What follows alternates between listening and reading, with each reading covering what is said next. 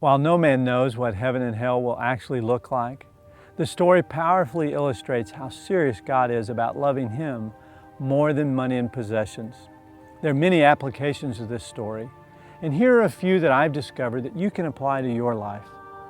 First, God never condemns wealth in this story, but He strongly rebuked the rich man's use of his wealth. The rich man lived a life serving his own selfish desires, and thus had all of his good things on earth. Now, these are words that should cause anyone to purpose their life in such a way to avoid this same judgment. Financial goals should never be for the purpose of having an easy, comfortable life lived for ourselves.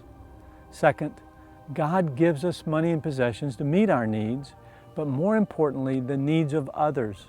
Christians should handle their money and possessions in ways that reflect an eternal perspective, living to please God, not ourselves. Now, this is the great distinction of living according to God's economy and not man's.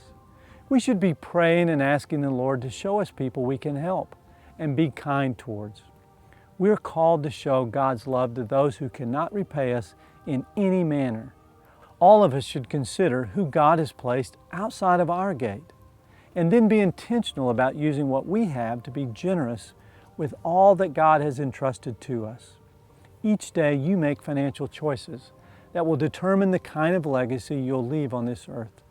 If you want to be more purposeful about your legacy and prepared to stand before Christ and hear, "Well done, good and faithful servant," your companion guide has some suggestions about practical things that you can begin doing now.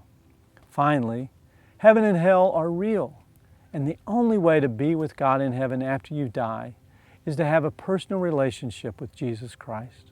I encourage you to turn away from your sins, confess with your mouth that Jesus is Lord, and purpose your life to please God during the short days you have on earth.